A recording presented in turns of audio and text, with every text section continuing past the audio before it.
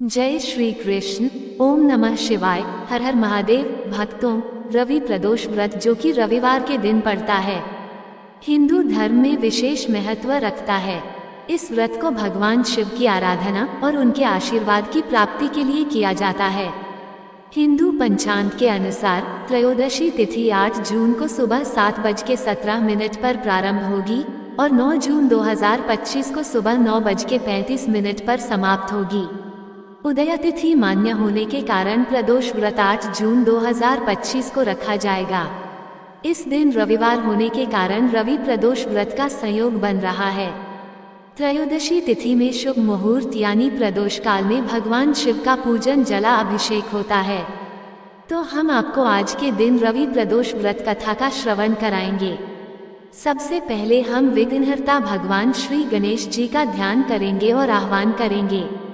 सबसे पहले हम वंदन करते हैं मंगलकर्ता विघ्न विनाशक श्री गणेश जी का, जिनके स्मरण मात्र से ही हर कार्य सिद्ध होता है। फिर श्रद्धा से प्रणाम करते हैं भगवान शिव को, जो संहार और कल्याण दोनों के अधिपति हैं, जो त्रिनेत्रधारी हैं, करुणा सागर हैं। हम नमन करते हैं माता पार्वती को, जो शक्ति और ममता का स्वरूप हैं। इन दोनों के दिव्य संग से ही संसार की गति संचालित होती है। आज रविवार का दिन सूर्य देव को समर्पित होता है, इसलिए हम अब सूर्य देव का आह्वान करते हैं। हे तेजस्वी भास्कर, आप जीवन दाता हैं, रोगनाशक हैं, आत्मबल और प्रत्यक्ष देवता के रूप में हमारे आराध्य हैं। कृपया हम पर अपनी कृपा दृष्टि बनाए रखें। हम इस पावन व्रत के माध्यम से अपनी मनोकामनाओं की पूर्ति के लिए भगवान शिव, माता पार्वती, भगवान श्री गणेश और सूर्यदेव से प्रार्थना करते हैं कि हमारा जीवन रोग, दोष, क्लेश और अज्ञान से मुक्त होकर शांति, समृद्धि और भक्ति से भर जाए। अगर व्रत करते समय पूजा में या कथा श्रवण में हमसे कोई भूल हुई हो, मन, वाणी या कर्म से, तो हे त्रिलोकेश्वर, हे महादेव, हे माँ पार्वती, हे सूर्य नारायण, कृपया हमें क्षमा करें। आप तो भाव के भूखे हैं, हमारी श्रद्धा को स्वीकार करें और हमें अपना आशीर्वाद प्रदान करें। सभी प्रेम से बोलिए भगवान श्री गणेश की जय, भगवान भोलेनाथ की जय, माता पार्वती की जय, सूर्य नारायण देव की जय। रवि प्रदोष व्रत विशेष रूप से उन लोगों द्वारा रखा जाता है जो जीवन में सुख, समृद्धि, स्वास्थ्य और सभी कामनाओं की पूर्ति चाहते हैं। इस व्रत में भगवान शिव और माता पार्वती जी की पूजा के साथ साथ प्रदोष व्रत कथा का श्रवण करना अति आवश्यक माना जाता है, क्योंकि इससे व्रत का पूर्ण फल प्राप्त होता है। प्रिय भक्तों, अब हम सब सुनेंगे इस व्रत की पवित्र कथा, जो हमें धर्म, भक्ति और संयम का महत्व सिखाती है। आप सभी कथा का शुभारंभ करने से पहले वीडियो को लाइक करके कमेंट बॉक्स में हर हर महादेव लिखकर अपनी हाजिरी जरूर लगाएं। एक समय सभी प्राणियों के हितार्थ परम पावन भागीरथी नदी के तट पर ऋषि समाज द्वारा विशाल गोष्ठी का आयोजन किया गया। इस महासभा में व्यास जी के परम शिष्य श्री सूत जी महाराज हरि कीर्तन करते हुए पधारे। श्री सूत जी को आते हुए देखकर शौनक आदि 88,000 ऋषि मुनियों ने खड़े होकर उन्हें दंडवत प्रणाम किया। महाज्ञानी सूत जी ने भक्ति भाव से ऋषियों को हृदय से लगाया तथा उन्हें ढेरों आशीर्वाद प्रदान किया। तब विद्वान ऋषि गण और सभी शिष्य आसनों पर विराजमान हो गए। शौनक आदि ऋषि ने पूछा, हे पूज्यवर, कृपया ये बताने का कष्ट कीजिए कि मंगलप्रद कष्ट निवारक रवि प्रदोष व्रत सबसे पहले किसने किया और उसे क्या फल प्राप्त हुआ। तब श्री सूत जी महाराज इस प्रकार कहने लगे, आप सभी शिव के परम भक्त हैं। आपकी भक्ति को देखकर मैं व्रती मनुष्यों की कथा कहता हूँ। ध्यानपूर्वक सुनो। एक गांव में अति दीन ब्राह्मण निवास करता था। उसकी साध्वी पत्नी प्रदोष व्रत रखा करती थी। उनका एक ही पुत्र था। एक समय की बात है, उनका वह पुत्र गंगा स्नान करने के लिए चला गया। दुर्भाग्यवश मार्ग में चोरों ने उसे घेर लिया और वे उसे पकड़कर कहने लगे कि हम तुम्हें मारेंगे नहीं, बस तुम अपने पिता के गुप्त धन के बारे में हमें बतला दो। चोरों की बात सुनकर वह बालक बड़े दीन भाव से कहने लगा, हे बंधुओं, हम तो अत्यंत दुखी दीन हैं, हम बहुत गरीब हैं, हमारे पास भला धन कहाँ से आएगा। बालक की बात सुनकर चोर कहने लगे, तो फिर बता, तेरी इस पोटली में क्या बंधा हुआ है। बालक ने चोरों की बात सुनकर बिना डर के कहा कि इसमें तो मेरी माँ ने मेरे लिए रोटियां दी हैं। ये सुनकर चोरों को उस बालक पर दया आ गई। उन्होंने अपने साथियों से कहा कि साथियों, यह बालक तो बहुत ही दीन दुखी मनुष्य है, इसलिए हम इसको छोड़कर किसी और को लूटेंगे। ऐसा कहकर चोरों ने उस बालक को जाने दिया। अब वह बालक वहां से चलते चलते एक नगर में जा पहुंचा। नगर के पास ही बरगद का एक विशाल वृक्ष था। वह थका हुआ था, इसलिए वह बालक उसी बरगद के वृक्ष की छाया में सो गया। उसी समय उस नगर के सिपाही चोरों को खोजते हुए उस बरगद के वृक्ष के पास ही जा पहुंचे जहां पर वह बालक सोया हुआ था। वह बालक को चोर समझकर बंदी बनाकर राजा के पास ले गए। तब राजा ने उस बालक को कारावास में बंद करने का आदेश दे दिया। उधर ब्राह्मणी का लड़का जब रात होने तक घर नहीं लौटा तो उसे अपने बेटे की बहुत चिंता हुई। अब अगले दिन प्रदोष व्रत था। ब्राह्मणी ने प्रदोष व्रत रखा और भगवान शिव से सारा दिन मन ही मन अपने पुत्र की कुशलता की प्रार्थना करने लगी। भगवान शंकर ने उस ब्राह्मणी की प्रार्थना स्वीकार कर ली और फिर उसी रात भगवान शंकर ने उस राजा को स्वप्न में आदेश दिया कि वह बालक चोर नहीं है, वह निर्दोष है, उसने कोई चोरी नहीं की है, इसलिए उसे प्रातः काल छोड़ दिया जाए, नहीं तो वे उसका सारा राज्य वैभव नष्ट कर देंगे। प्रातः काल राजा ने शिव जी की आज्ञा अनुसार उस बालक को कारावास से मुक्त कर दिया। बालक ने तब अपनी सारी कहानी राजा को कह सुनाई। बालक के मुंह से सारा वृतांत सुनकर राजा ने अपने सिपाहियों को उस बालक के घर भेजा और उसके माता पिता को अपने राज दरबार में बुलवाया। राज दरबार में बुलवाए जाने के कारण उसके माता पिता बहुत भयभीत हो गए थे। उन्हें लग रहा था कि शायद राजा उन्हें दंड देने वाला है।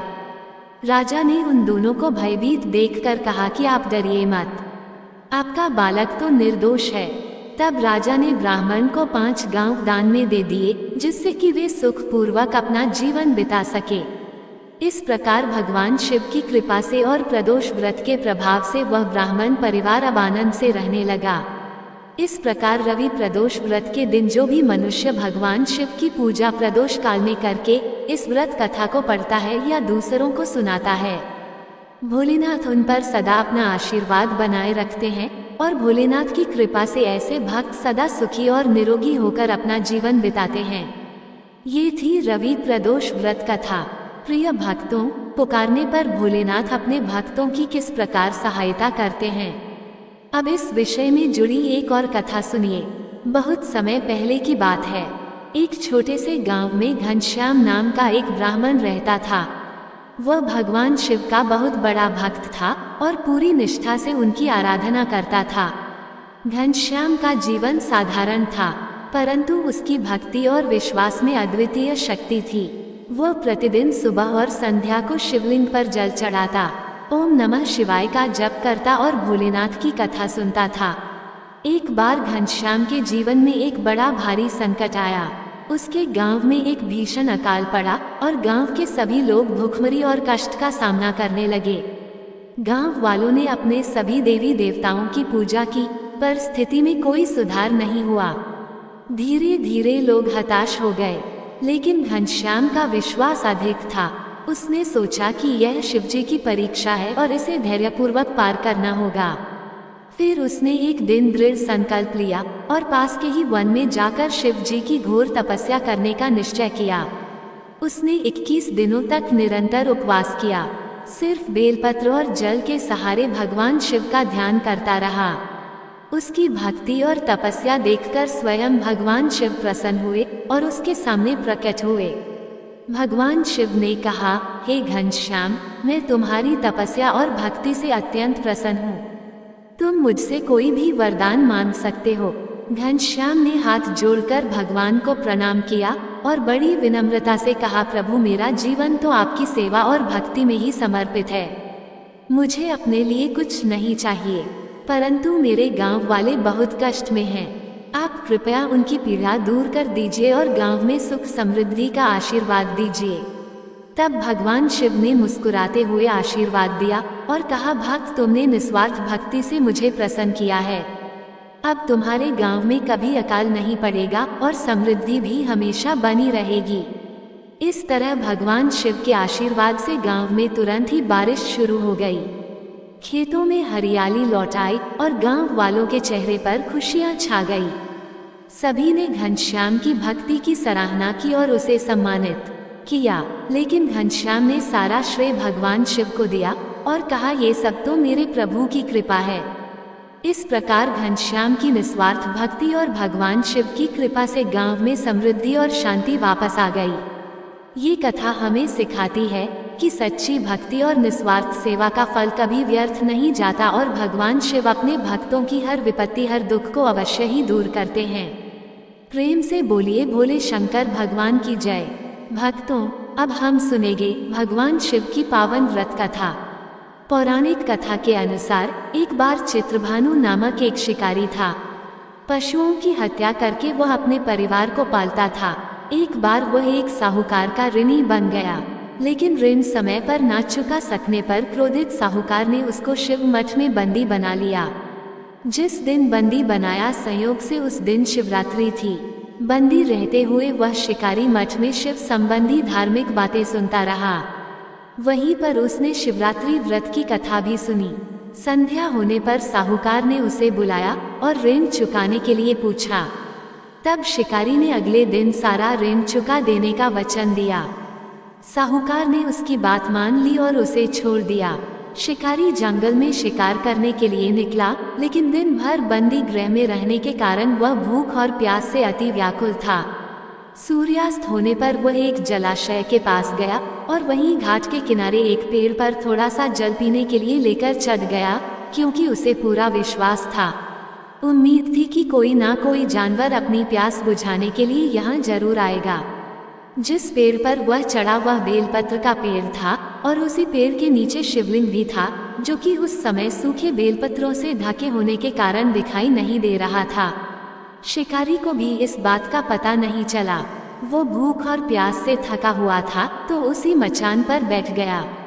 मचान बनाते समय उसने जो टहनियां तोड़ी वो संयोग से शिवलिंग पर जाकर गिर गई। इस प्रकार दिन भर भूखे प्यासे शिकारी का व्रत भी हो गया और शिवलिंग पर अनायास ही उसे बेलपत्र भी चढ़ गए। एक पहर रात बीत जाने पर एक गर्भिणी हिरनी तालाब पर पानी पीने पहुंची। शिकारी ने धनुष पर तीर चढ़ाकर जैसे ही उसकी प्रत्यंचा खींची कि उसके हाथ के धक्के से कुछ पत्ते और थोड़े से जल की कुछ बूंदें भी नीचे शिवलिंग पर गिर गई और अनजाने में ही शिकारी के पहले पहर की पूजा भी हो गई। वह गर्भिणी हिरनी कहने लगी कि हे शिकारी, मैं गर्भिणी हूँ, शीघ्र ही बच्चे को जन्म देने वाली हूँ। तुम एक साथ दो जीवों की हत्या करोगे जो बिल्कुल ठीक नहीं है। मैं बच्चे को जन्म देकर जल्दी ही तुम्हारे सामने आ जाऊंगी, तब तुम मुझे मार लेना। सुनकर शिकारी को उस पर दया आ गई और उसने अपने धनुष की प्रत्यंजा ढीली कर दी। देखते ही देखते वह हिरनी जंगली झाड़ियों में गायब हो गई। कुछ ही देर बाद एक और हिरनी उधर से आ निकली। शिकारी की प्रसन्नता का ठिकाना नहीं रहा। पास आने पर उसने फिर से धनुष पर अपना बाण चढ़ाया। कुछ बेलपत्र फिर से नीचे शिवलिंग पर जा गिरे और अनायास इस प्रकार शिकारी की दूसरे पहर की पूजा भी संपन्न हो गई। तब उसे देखकर वह हिरनी विनम्रता पूर्वक निवेदन करने लगी कि हे शिकारी महाराज, मैं तो थोड़ी ही देर पहले ऋतुकाल से निवृत्त हुई हूँ और कामातुर विरहणी हूँ। अपने प्रेया की खोज में भटक रही हूँ। मैं अपने पति से मिलकर जल्दी ही तुम्हारे पास आ जाऊंगी। कृपया तुम मेरा विश्वास करो, तब तुम मुझे मार लेना। सुनकर शिकारी को उस पर भी दया आ गई और उससे जल्दी आना कहकर उसे जाने दिया। 2 बार शिकार खोकर अब वह शिकारी चिंता में पड़ गया। रात का आखिरी पहर बीत रहा था, तभी एक दूसरी हिरनी अपने बच्चों के साथ उधर से निकली। जैसे ही वह अपने बच्चों के साथ घाट पर पानी पीने के लिए आई कि शिकारी ने फिर से अपने धनुष पर तीर चढ़ा दिया। अब वह तीर चढ़ाकर छोड़ने ही वाला था कि फिर से अनायासी कुछ पत्ते और जल के कुछ बूंदे शिवलिंग पर गिर गई। उधर शिकारी को धनुष की प्रत्यंचा खींचा हुआ देखकर वो हिरनी बोल उठी कि हे शिकारी महाराज, हमें मत मारो, मैं इन बच्चों को इनके पिता के हवाले करके लौटाऊंगी। कृपया मेरा विश्वास करो और इस समय मुझे मत मारो, नहीं तो मेरे ये बच्चे अनाथ हो जाएंगे। शिकारी हंसने लगा और कहने लगा, सामने आए शिकार को छोड़ दूं। मैं ऐसा मूर्ख नहीं हूँ। इससे पहले भी मैं 2 बार अपना शिकार खो चुका हूँ। मेरे बच्चे भी तो भूख प्यास से तड़प रहे होंगे। उसके उत्तर में हिरनी कहने लगी कि जैसे तुम्हें अपने बच्चों की ममता सता रही है ना, ठीक वैसे ही मुझे भी इन बच्चों की फिक्र है। इसलिए सिर्फ इन बच्चों के नाम पर ही मैं थोड़ी सी देर के लिए तुमसे जीवन दान मांग रही हूँ। कृपया मेरा विश्वास करो, मैं इन्हें इनके पिता के पास छोड़कर जल्दी वापस आ जाऊंगी। हिरनी का दीन स्वर सुनकर शिकारी को उस पर भी दया आ गई और उससे भी जल्दी आना कहकर उसे भी छोड़ दिया। इधर शिकार के अभाव में बेल वृक्ष पर बैठा शिकारी बेल पत्र तोड़ तोड़कर क्रोध में नीचे फेंकता जा रहा था। अनजाने में उससे तीसरे पहर की पूजा भी स्वतः ही संपन्न हो गई। अब सुबह होने को हुई तो एक हष्ट-पुष्ट हिरन उसी रास्ते पर आया। अब तो शिकारी ने सोच लिया कि इसका शिकार तो वह अवश्य करेगा, इसे किसी भी प्रकार वह जाने नहीं देगा। इधर शिकारी की तनी प्रत्यंचा देखकर वह हिरन समझ गया कि यह शिकारी मुझे जरूर मार डालेगा। फिर भी उसने विनती करते हुए कहा कि भाई, अगर तुमने मुझसे पहले आने वाली 3 हिरनियों और उनके साथ छोटे छोटे बच्चों को भी मार डाला है, तब तो तुम मुझे मारने में भी बिल्कुल देर मत करो, ताकि मुझे उनके वियोग में एक क्षण भी दुख ना सहना पड़े, क्योंकि मैं उन हिरनियों का पति हूँ। और अगर तुमने उन्हें जीवन दान दिया है तो मुझे भी कुछ क्षण का जीवन देने की कृपा करो। मैं वचन देता हूँ कि उन सब से मिलकर मैं जल्दी ही तुम्हारे सामने उपस्थित हो जाऊंगा। हिरन की बात सुनकर शिकारी ने सारी बातें उस हिरन को सुना दी। इधर जैसे ही शिकारी ने फिर से प्रत्यंचा खींची थी कि अनायासी फिर से कुछ बेलपत्र और जल की कुछ बूंदें शिवलिंग पर गिर गई। अनजाने में ही चौथे पहर की पूजा भी उससे संपन्न हो गई। सारी बात जानकर हिरन कहने लगा, हे शिकारी महाराज, कृपया मेरा विश्वास करो। मेरी तीनों पत्नियां जिस तरह से तुम्हें विश्वास दिलाकर गई हैं, वे मेरी मृत्यु के बाद अपने धर्म का पालन बिल्कुल भी नहीं कर पाएंगी। इसलिए जैसे तुमने उन्हें विश्वास पात्र मानकर छोड़ा है, वैसे ही मुझे भी जाने दो। मैं उन सबके साथ तुम्हारे सामने जल्दी ही उपस्थित हो जाऊंगा। दिन भर उपवास, रात्रि जागरण और शिवलिंग पर बेलपत्र चढ़ने से उस क्रूर शिकारी का हिंसक हृदय निर्मल हो गया था। उसमें भागवत भक्ति का वास हो गया था। उसका कठोर हृदय अब कोमल भावों से भर गया था। उसके हाथ से धनुष और बाण छूट गया और उसने उस हिरन को भी जाने दिया। किंतु वह क्या देखता है कि थोड़ी ही देर बाद वह हिरन अपने पूरे परिवार सहित उस शिकारी के सामने उपस्थित था। इसलिए उपस्थित था ताकि वह उनका शिकार कर सके। किंतु जंगली पशुओं की ऐसी सत्यता, सात्विकता और आपसी सामूहिक भावना देखकर उस शिकारी को खुद से बड़ी ग्लानि हुई। उसकी आंखों से आंसू की झड़ी लग गई। उस हिरन परिवार को ना मारकर शिकारी ने अपने कठोर हृदय को जीव हिंसा से हटा लिया था, सदा के लिए कोमल और दयालु बना लिया था। उधर देवलोक से समस्त देवतागण भी इस घटना को देख रहे थे। उसके ऐसा करने पर भगवान शंकर ने प्रसन्न होकर तत्काल ही उसे अपने दिव्य स्वरूप का दर्शन करवाया और उसे सुख और समृद्धि का आशीर्वाद देकर गो नाम प्रदान किया। ये वही गो था जिसके साथ भगवान श्री राम ने मित्रता की थी। प्रेम से बोलिए हर हर महादेव। अब सुनिए श्री शिव चालीसा पाठ और भोलेनाथ की आरती। जय गणेश गिरिजा सुवन, मंगल मूल सुजान। कहत अयोध्या दास तुम, देहु अभय वरदान। जय गिरिजापति दीन दयाला, सदा करत संतन प्रतिपाला। भाल चंद्रमा सोहतनी के, कानन कुंडल नागफनी के। अंग गौर शिर गंग बहाये, मुंडमा तंक्षार लगाए। वस्त्र खाल बाघंबर सोहे, छवि को देखी नागमान मोहे। मैना मातु की हवे दुलारी, बाम अंग सोहत छवि न्यारी। कर त्रिशूल सोहत छवि भारी, करत सदा शत्रुन क्षयकारी। नंदी गणेश सोहे तह कैसे, सागर मध्य कमल हैं जैसे। कार्तिक श्याम और गणराव, यह छवि को कहीं जात ना काओ। देवन जबहि जाय पुकारा, तभी दुख प्रभु आप निवारा। किया उपद्रव तारक भारी, देवन सब मिली तुम्हि जुहारी। तुरत शडानन आप पठायो, लव निमेष मह मारी गिरायो। आप जलंधर असुर संहारा, सुयश तुम्हार विदित संसारा। त्रिपुरासुर सन युद्ध मचाई, सबहि कृपा कर लीन बचाई। किया तपहि भागीरथ भारी, पूर्व प्रतिज्ञा तासु पुरारी। दानिन मह तुम सम को नाही, सेवक स्तुति करत सदाही। वेद नाम महिमा तव गाई, अकथ अनादि भेद नहीं पाई। प्रकृति उदधि मंथन में ज्वाला, जरत सुरासुर भय विहाला। कीन्ही दया तहन करी सहाय, नीलकंठ तब नाम कहाई। पूजन रामचंद्र जब कीन्हा, जीत के लंक विभीषण दीन्हा। सहस कमल में हो रहे धारी, कीन्ह परीक्षा तबहि पुरारी। एक कमल प्रभु राखेउ जोई, कमल नयन पूजन चा सोई। कठिन भक्ति देखी प्रभु शंकर, भय प्रसन्न दिए इच्छित वर। जय जय जय अनंत अविनाशी, करत कृपा सबके घटवासी। दुष्ट सकल नित मोहि सतावे, भ्रमत रहो मोहि चैन न आवे। त्राही त्राही में नाथ पुकारो, यही अवसर मोहि आनुबारो। ले त्रिशूल शत्रुन को मारो, संकट से मोहि आनुबारो। मात पिता भ्राता सब होई, संकट में पूछत नहीं कोई। स्वामी एक है आस तुम्हारी, आए हरहु मम संकट भारी।